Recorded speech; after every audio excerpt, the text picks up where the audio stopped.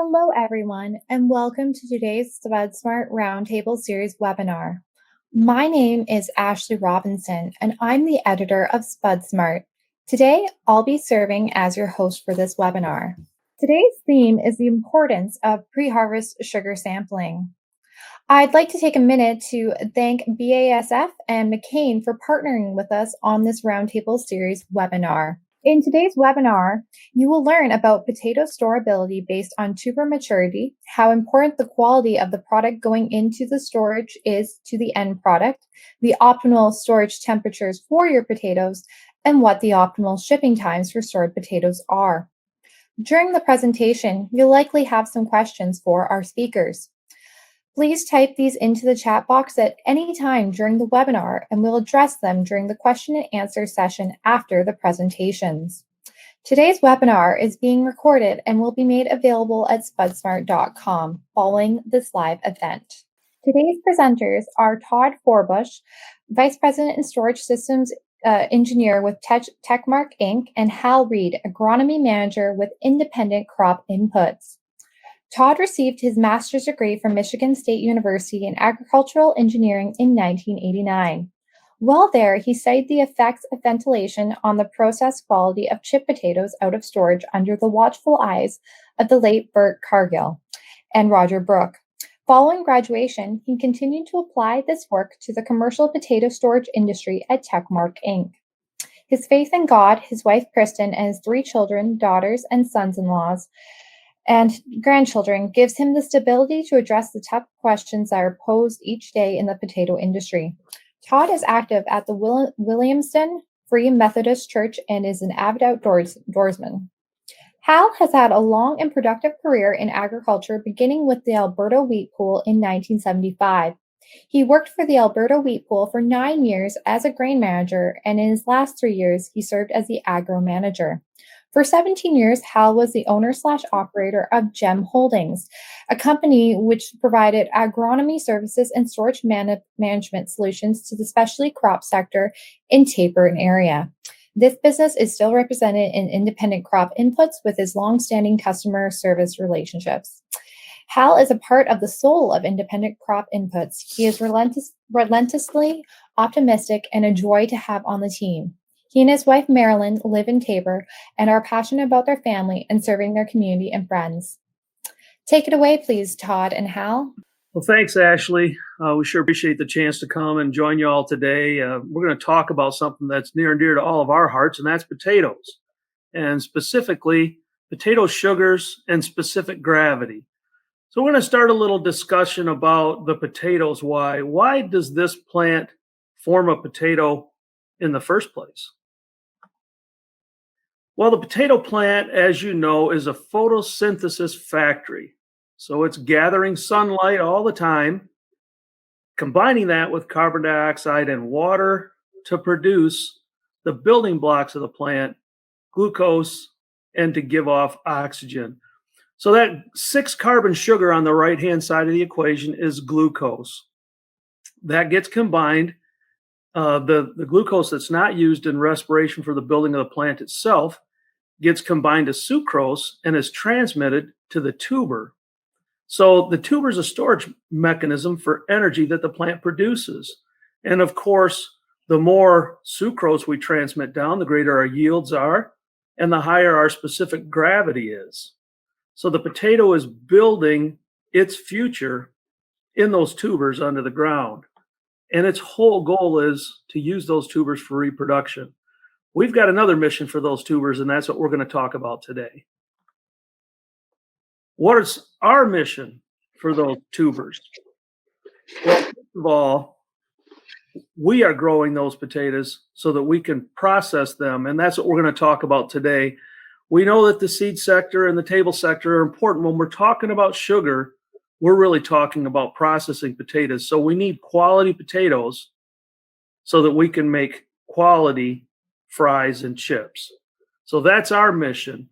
And of course, whenever you can line up your mission with nature's mission, you're going to be more successful. So let's talk about the definition of quality potatoes. Of course, the market demands are what we're trying to meet. And the variables that we have to deal with on our side of the equation, on the grower's side and storage manager's side of the equation, are listed here. We'll talk about these in detail, but we look at the variety, the genetics, soil health, seed health, diseases, weather, all of this kind of boiling into crop maturity. And then the pieces that take place kind of as the harvest conditions and storage conditions roll out are post-harvest. So we're going to talk about the importance of sugar monitoring, both pre-harvest and then post-harvest in storage. Again, trying to match up these quality variables with our market demand to simplify that equation. So one of the things we do to simplify the equation is to do pre-harvest sugar samples. They help us clarify some of the variables and helps us put some numbers or science-based management practices together as we're trying to determine how to get the best quality out of that crop for the processor. One thing I learned in 1985 when I was working with Dr. Cargill at Michigan State University, he made sure that I knew that this potato was never going to let us know all the secrets. Now, what our job has been throughout my career is to try and discover some of these secrets, but I am certain that we will not know all the secrets, just as Dr. Cargill told me over 30 years ago. But we do know some of the major influences that affect solids and sugar accumulation.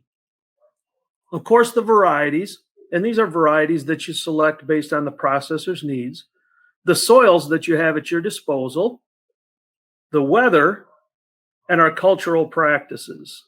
We're going to break these down a bit. And again, this is the pre-harvest or growing season part of the discussion. Talking about variety traits, of course, yield is king. We have to have yield, but we need sold yield, not just tonnage, but tonnage to the processor to help us determine what our profit's going to be from each acre or hectare that we grow.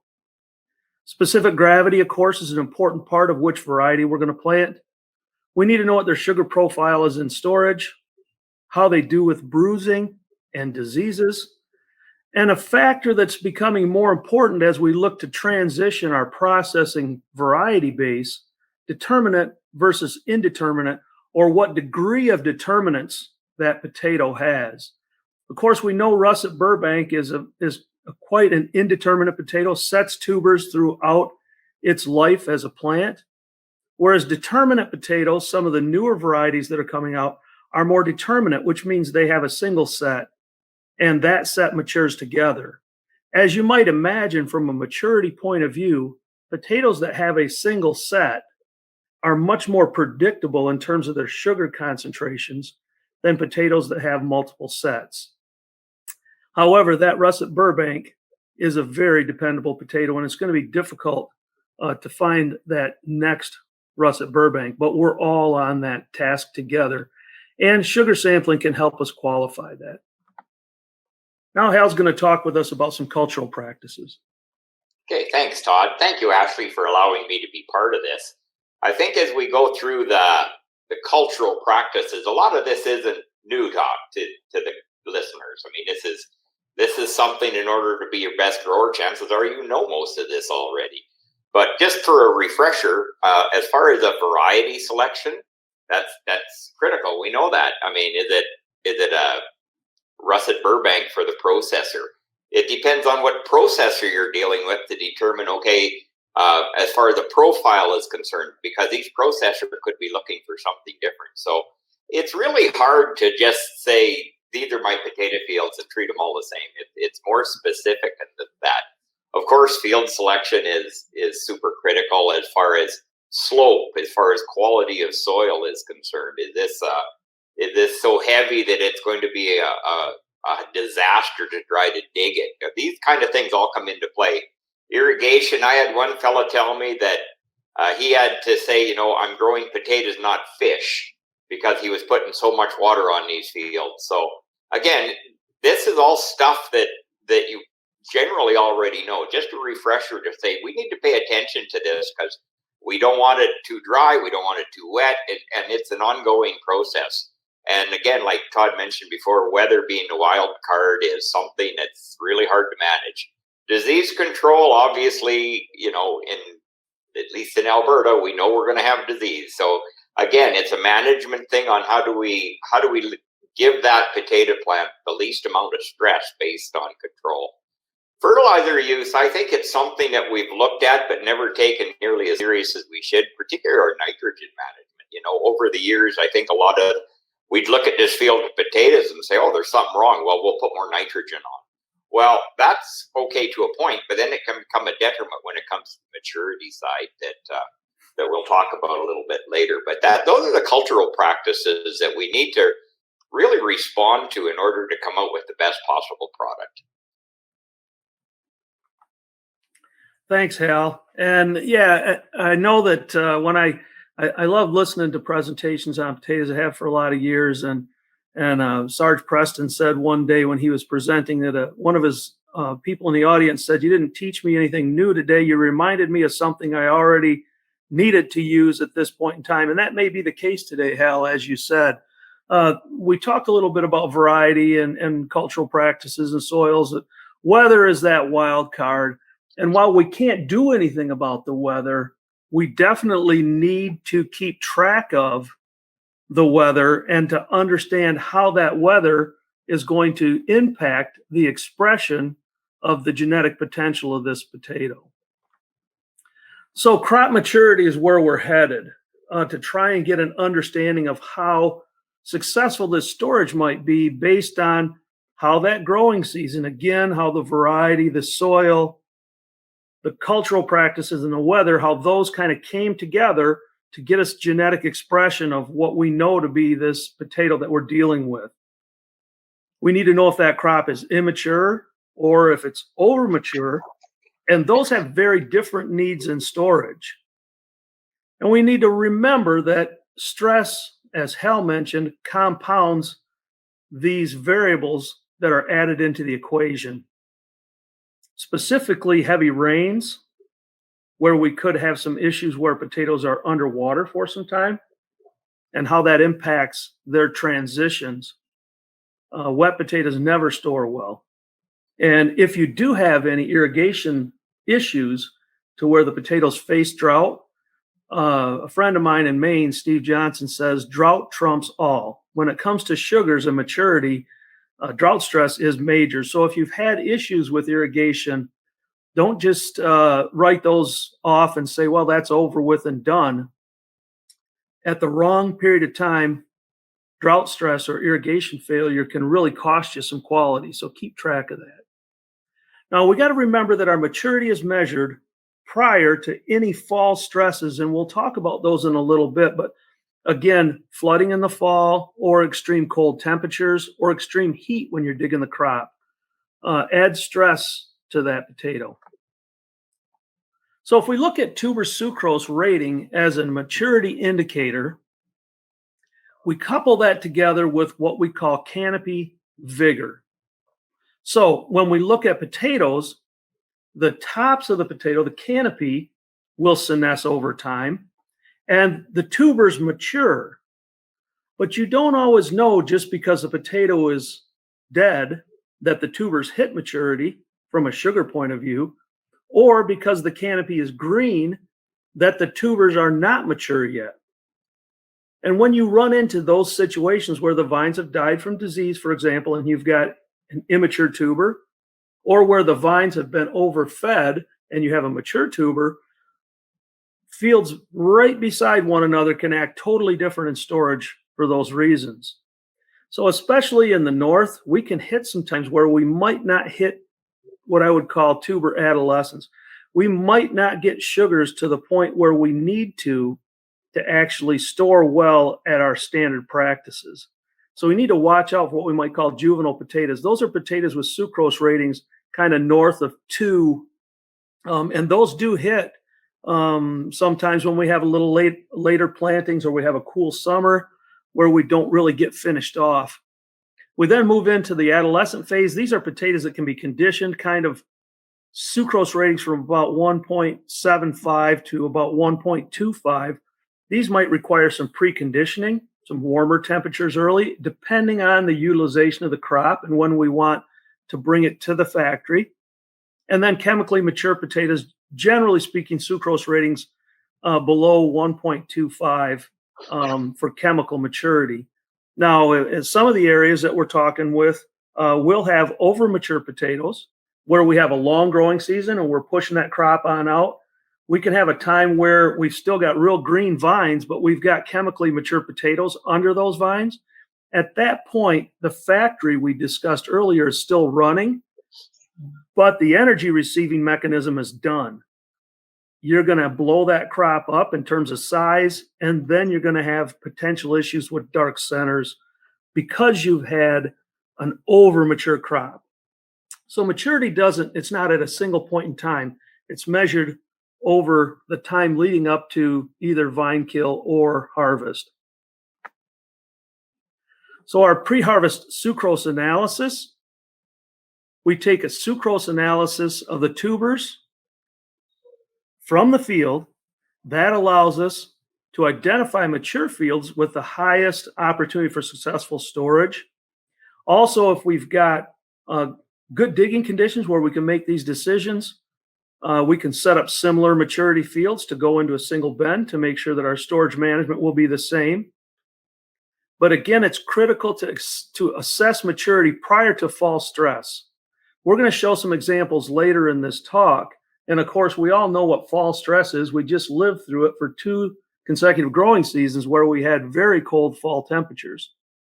If we had a mature crop prior to that, we handle it differently in storage than if we had an immature crop prior to that. We'll go into those details in just a little bit, but we always want to know, starting in August, we want to know what that maturity is. Hal's going to talk a little bit more about that protocol. Okay, thanks, Todd. I think one of the privileges that I have is that generally I spend my whole entire summer out in a potato field. So it's just very helpful to be able to monitor this crop from the minute they put it in the ground to the minute it goes to the processor. So when we talk about sampling, because I do a lot of petiole sampling in the field, I try to set my petiole sample up in a good average spot in the field. So I like to take my pre-harvest samples in that same area. It just gives me a little bit better handle. Here we are nutritionally, so we're going to take the potatoes from the same way and see if there's a bit of a correlation. But we start, like I say, in August, and we'll take them. The russet Burbank thing is that we're digging most of our russet Burbanks green, which means we got to pay a little more attention because at least here in Alberta, the last 2 weeks of growing is where we get our bulking and our economic advantage per se, because they just take off at the end. We'll take 2 or 3 samples depending on what the scheduled, when they're going to top kill them, when they're going to start digging, those kind of things.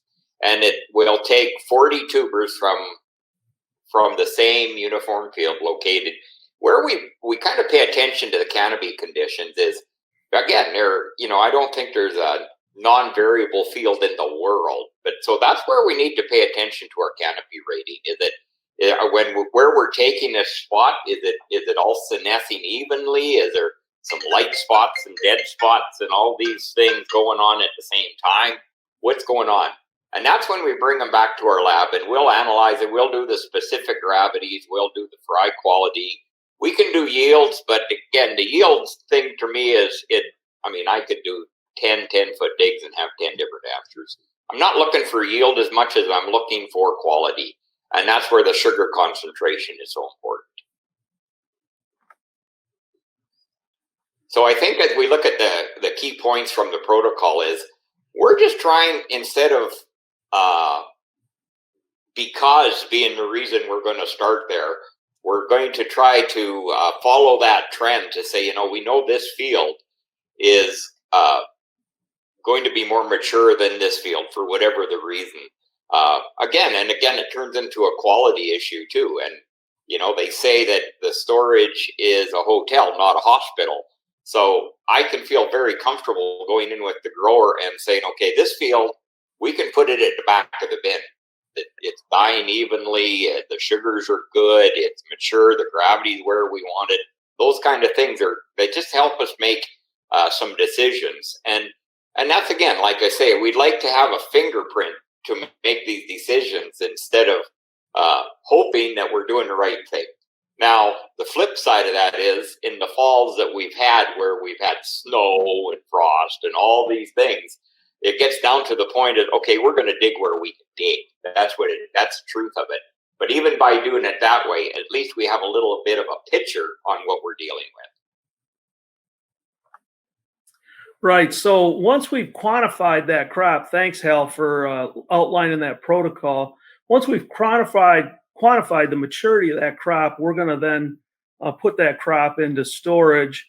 And of course, as Hal mentioned, and we've all been through numerous potato harvests, you have a plan and you do your best to make the plan work, or you work the plan, and then the weather happens and you adjust the plan. So at least, as Hal mentioned, you know where each field is at in terms of their maturity so that you can make storage management decisions accordingly as you group them in storage. So we got to always remember the potato's alive in storage. And I'm an engineer, so I like equations, so I like to put these in. So this is the respiration equation for tissue glucose. Again, that 6 carbon sugar on the left-hand side of the equation is combined with oxygen by the potato, and carbon dioxide, water, and heat are given off. So the glucose that actually causes us color in the storage, it's not like the potato has a passive aggressive attitude and wants to somehow make glucose to cause us trouble. No, that potato's making glucose for one reason, and that's to survive. It needs that glucose, that sugar, to survive, and respiring takes place, or respiration does, one cell at a time. So each cell inside of that potato has got to have an adequate source of glucose around it for it to survive. This is an old graphic, again, from Sarge Preston and Dr. Joe Sokinis in '88. I imagine there are people listening that are younger than this graph, but that doesn't invalidate the principle, okay? Sometimes these old principles, we don't invalidate gravity just because we're younger than the discovery of it. So the basics of this is that there are 2 sugars that exist inside of that potato. Sucrose, which is a 12 carbon sugar and does not generally cause problems. Now, extremely elevated sucrose values can cause some color in fry process, but generally the Maillard reaction works with the glucose, the 6 carbon sugar. So where does that 6 carbon sugar come from and why? Well, the potato tuber has starch on the left-hand side of this equation, and that starch is converted to glucose and off into respiration, or it's converted into glucose combined into sucrose, and we build up a sucrose pool. Also, immature tubers will have a high sucrose pool. As the potatoes removed from the tube, or the tubers removed from the plant, an enzyme called invertase, if you see the letter C between these 2 barrels, that's what the C represents, is invertase. And that's an enzyme that breaks sucrose down into 2 glucose molecules, or a glucose and a fructose. Both glucose and fructose are reducing sugars, and they kind of interchange inside the potato. They are removed from the potato only through respiration. So the idea here is if we've got a lot of sucrose, it's going to take a lot of respiration to get rid of that because it has to go through invertase to glucose and out. And invertase activity is regulated by respiration rate. So the higher the respiration rate, the higher this conversion and the higher the supply of glucose is. So that's kind of what that potato's up to. Again, its purpose is to survive. So survival is a spot where survival's in danger is freezing. In the fall of the year, when the outside temperature drops and the soil temperature drops, that potato needs to survive. Its goal is to reproduce. And so if it gets to the point where it's starting to get close to freezing in that 28 to 29 degree Fahrenheit range, the sugars start to come forward. And even when you get below 40 degrees Fahrenheit in the soil, we get elevated sugar concentrations. The reason that sugar concentration elevates is to increase the amount of soluble solids in the plant solution, such that will drop its freezing temperature. Just like road salt or other things put on the roads helps drop the freezing point of the water so that we can melt ice. Similar case with the potato. It's trying to survive, so it needs more soluble solids. Sugar is what it uses for that. So that's what it's trying to do, and that's why we have stress that comes from a cold temperature prior to harvest. It's called cold temperature sweetening. And again, we want to know what this potato was like before cold temperature sweetening, then we can determine how we're going to handle it after. We're going to go through a sugar report now. There's quite a bit of information on these reports, and we're just going to break it down one at a time, okay? So we'll start out with the sucrose and the glucose. This is a bin of russet Burbank potatoes, and we see that the sucrose begins at about 2.4, very high, and over the period of time that we're looking at here, which is November through January, we can see that the potato's sucrose has basically been cut by 50%. The glucose, on the other hand, has stayed very stable and very high, 0.5, 0.4 to 0.5, very high. The quality information we can see for fries is on the left and chips is on the right. We can see that the potatoes quality was mostly 3s and 4s. We can see in the lower graph, no 0s and 1s. So, and then on the chip side, we look at undesirable color, internal color, and total defects. So those are the pieces. We'll break the fries down in 0s and 1s, 2s, and 3s and 4s. That's the 3 graphs.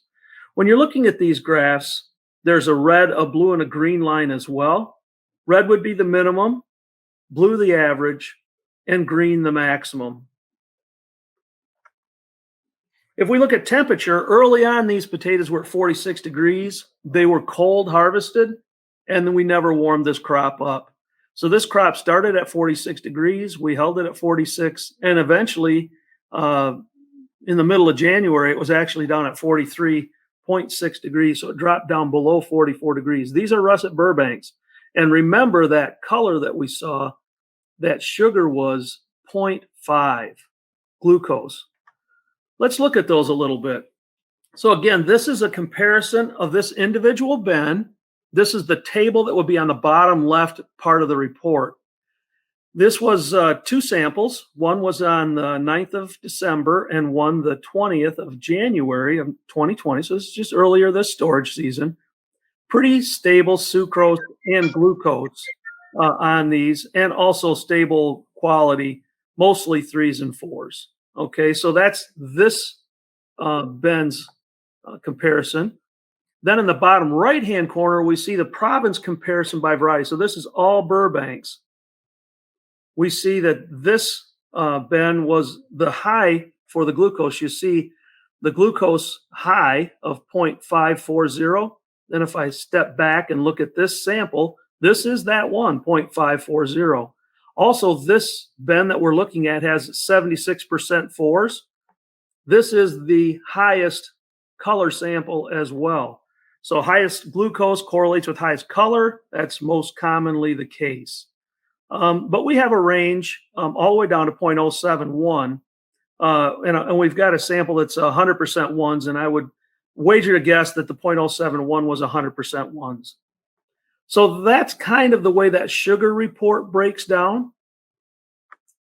Now, one of the things that we do with sugar sampling in storage, especially potatoes that have this dark a color, is we run what we call a Techmark relative rate of recovery study for these potatoes. And that bin had a rate of recovery study done on it to try and get a feel for what the kind of upper limit, what's the best processing potential we can get. Hal's going to go through a study that he did this last fall with some potatoes that were harvested in less than ideal conditions. Thanks, Todd. Before we even did this, there was a debate. We had frost, we had snow, we had everything going against this last fall as far as pulling out a quality potato.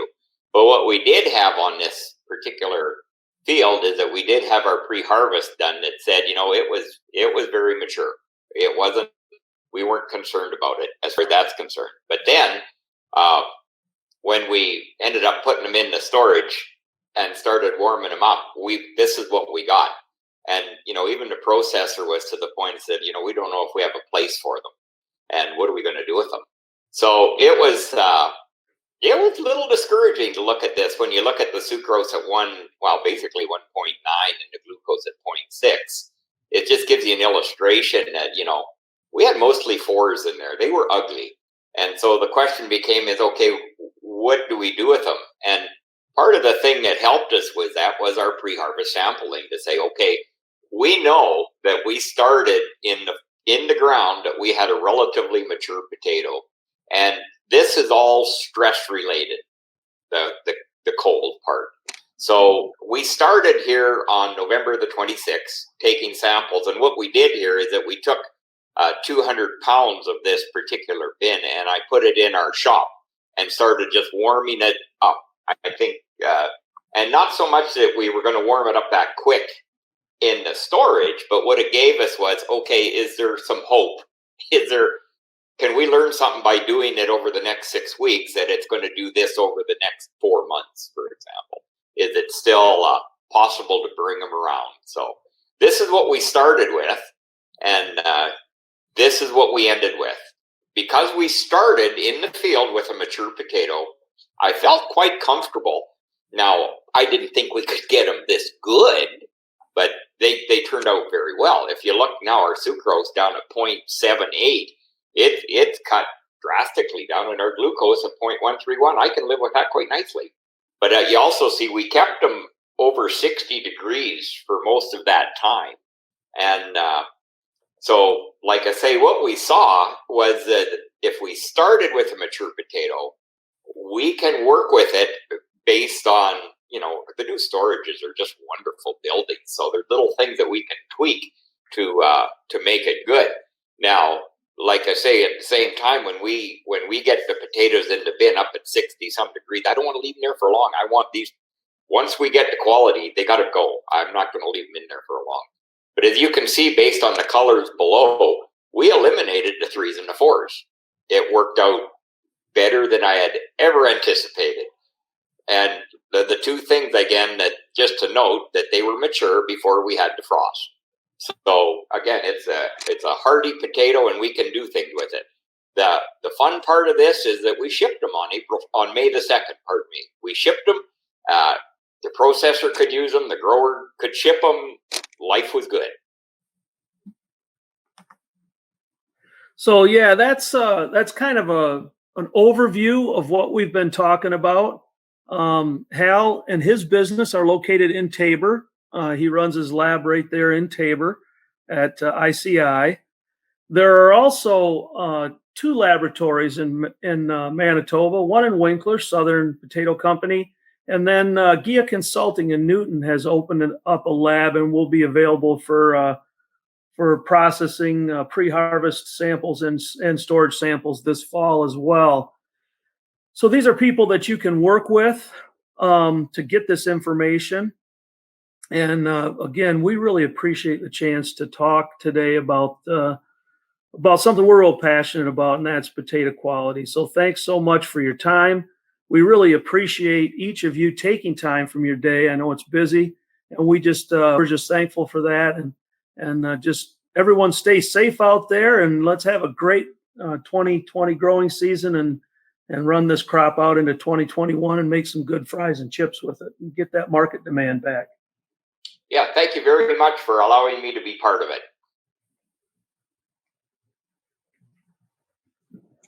Thank you, Todd and Hal. I'd now like to do a short question and answer session. If you have a question for either of our presenters that you haven't typed in yet, please type it in to the chat box now.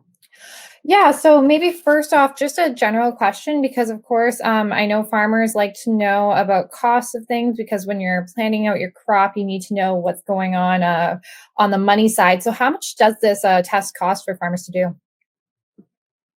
Well, I guess I'll answer that. I charge, yeah, I try to go out to the field. I don't, I mean, I have a lot of farmers that bring me the samples, but if I go out with the farmer, we do this together. To get the sample through the lab is $80.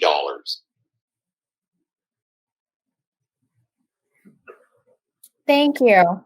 And of course, I know we Techmark, the companies that you work with are all located in Western Canada. Would you know of any companies or anyone that would be doing this in Atlantic Canada for our farmers out there? We do have a grower lab in Ontario, and then we have received samples from Eastern Canada into our laboratories in Michigan. You just have to go through a little bit more paperwork, but our folks are pretty well versed in that, and we've got a great team. Eric Watring handles all of our labs, and Eric and his team can get those potatoes sampled if you need them sampled from just about anywhere. Thank you.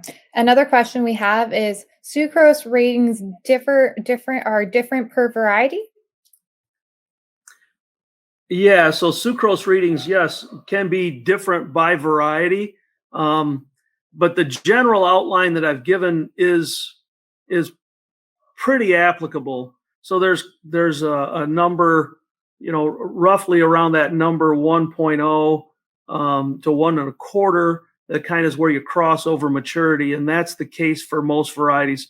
Some it might be a little lower than one, some a little higher, but yeah, they're in that range. All varieties are in that range when they're mature. Thank you. Another question. Do you know any practices slash studies that correlates drones slash satellite slash chlorophyll meter data with optimum harvest timing? Oh, I don't know of any. I'm not aware of any either. Great question though. Okay, thank you for that. Another question is, how many years have you guys been sampling, and do you see a trend long term? Hell, how long have you been sampling, Hal? Well, this is probably about my 15th year doing this. Okay, and I started doing sugar samples in 1985, so I've been doing this quite a while. Yeah. And yeah, we do see trends over time, and actually every year on year, this has grown. So when you see a practice that has stood the test of time, and now has started to grow, and all of Hal's experience for 15 years has been in the fry industry. He has both chips and fries, but that's been all in the, mostly the fry industry. This practice has really started to transcend into the fry industry, and folks are seeing the benefit of it, and it's really gaining ground. So, yeah, it's a process that we have seen an opportunity to really help folks with their profitability, and that's why we do it. Well, I think, Todd, just to add to that, all of our contracts, at least in Western Canada, we have a base contract, which is fine, but it's your bonuses that are going to make you your money. How is our gravities? How are our colors? These are kind of the things that will give you the bonus. And it's just too valuable not to keep a handle on those kind of things. Absolutely. Thank you. Our next question is, what is the sugar level in the field to have a stress field? If I hear the question properly, I'm going to repeat it and say that the question is that if a field is in stress or under stress in the field, what would the sugar value be? So again, a mature field is going to be in that 1.25 to 1 range. We want to get that sample before any field stresses take place. But if you've got drought stress coming in, let's say your irrigation's down, your sugar values could be up over 2.5, could be double that level and even higher. I mean, there were some samples that were that we took this fall that were in the kind of the second round of harvest, if you will. So there was a heavy freeze, then there was some digging, then there was a heavier freeze, and some more digging followed by potatoes that didn't get harvested. And that was the case through, a lot of North America.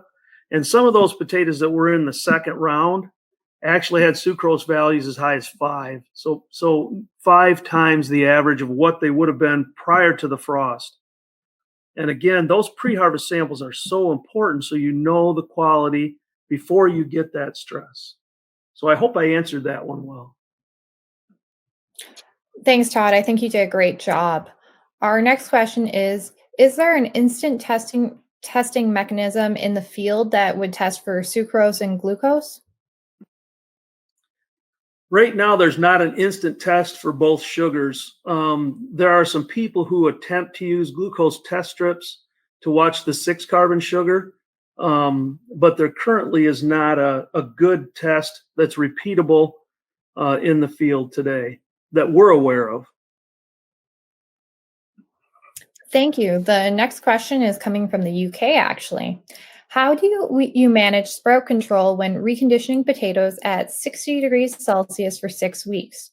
We are losing CIPC in the UK this year and will be using ethylene restrain. I'm not sure it will be man enough to hold back sprouting for this period of time.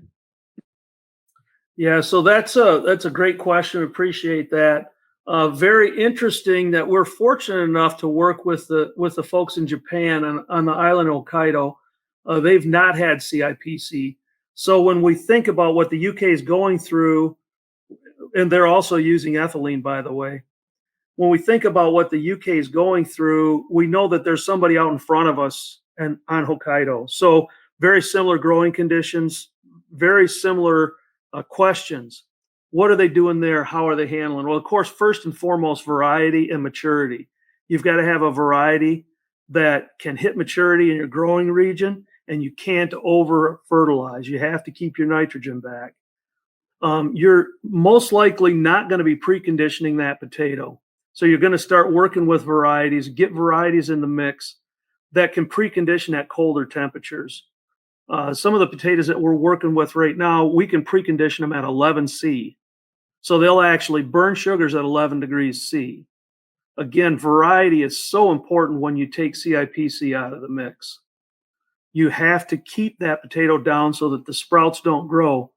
Another piece of the puzzle when you're using restrain or gassed ethylene is that ethylene will actually drive process color off if it's applied incorrectly. So you have to watch your CO2 levels when you're applying restrain. If CO2 is high, that's when ethylene will drive sugars high and process quality off. I've had a good friend of mine in the potato industry call ethylene the death hormone. Okay, it's basically signaling the end of the season for those cells. So you got to remember, you're going to throw that crop into a little bit of a tilt if you don't handle your ethylene and your carbon dioxide properly. So there's a lot going on in that question, and I've got a great deal of respect for the men and women who are going to try and take that on in the UK. Quite likely, you'd have our contact information, so I'd welcome a chance to talk with you about that specific challenge for sure. Thank you. Just want to quickly clarify on that. I see the question asker clarified that they had meant 60 degrees Fahrenheit, not Celsius. Okay. The next question is, why should the sampling be done in August? Go ahead, Hal. Well, I think that the whole idea of it is to get that trend going.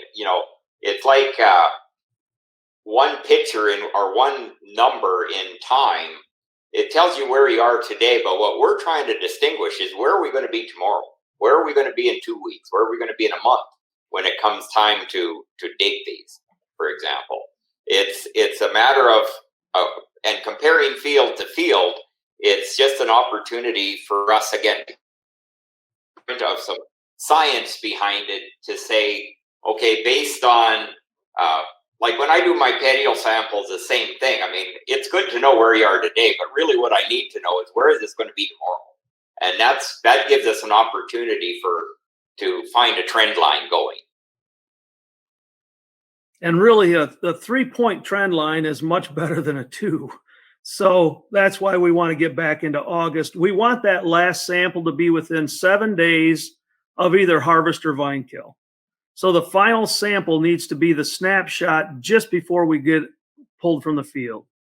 And we want that to take place prior to any cold events. So if I'm wanting to go 3 samples, so 6 weeks before the first frost, I really got to get back into August to get that 6 weeks before the first frost. Thank you.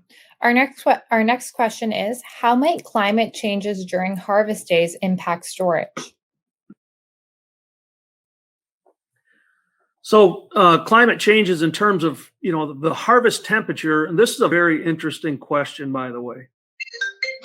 We have seen situations where potatoes that were harvested directly after a very cold night have a different storage life performance than potatoes that were harvested 48 hours after that cold night.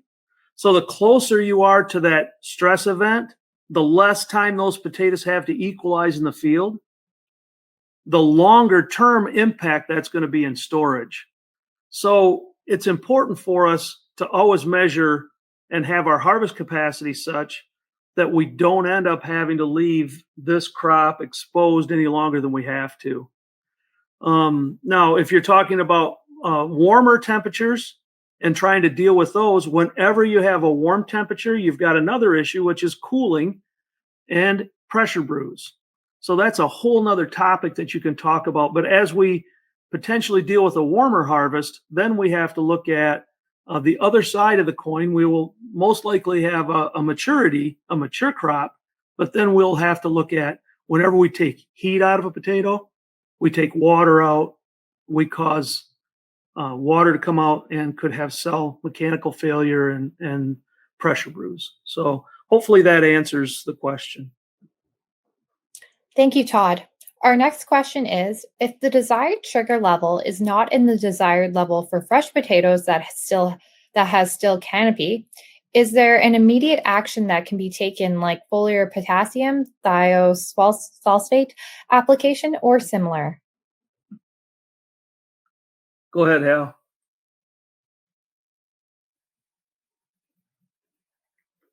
Not sure if I have any ideas along those lines. I know this, that... I'm sorry, I shut my mic off for a second. There's things we can do with fertility to do that. Like on a chipper potato particularly, once we get where the profile is and we see our prior to vine kill, we'll go in and shock that plant with, say, boron, for example. And what we're doing is pushing the nutrients down, and that plant will wilt. It won't die, but we can actually make it wilt. Which, two things: we're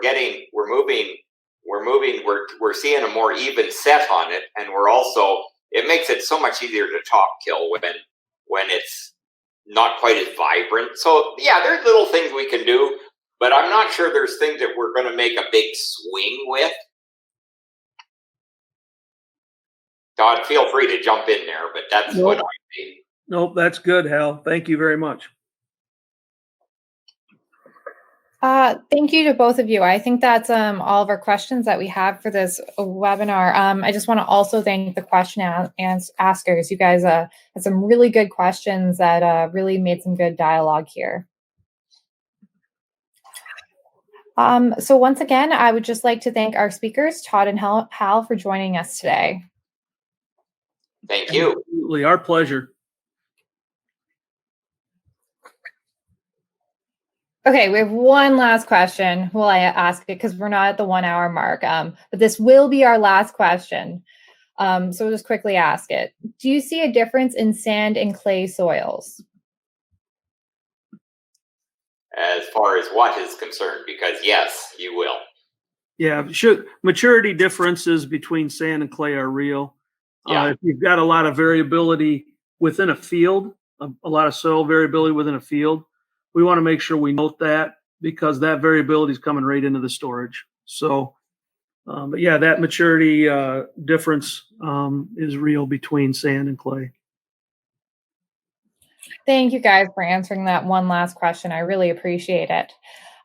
So this time we are going to wrap up the question and answer session. Thanks once again, Todd and Hal. And I'd just like to thank our sponsors, BASF and McCain, for making this webinar possible. And last but not least, a big thank you also goes out to everyone who participated today. I hope you found this information valuable. Again, a recording of this webinar will be made available on SpudSmart.com. Thanks again, and we hope you have a wonderful day.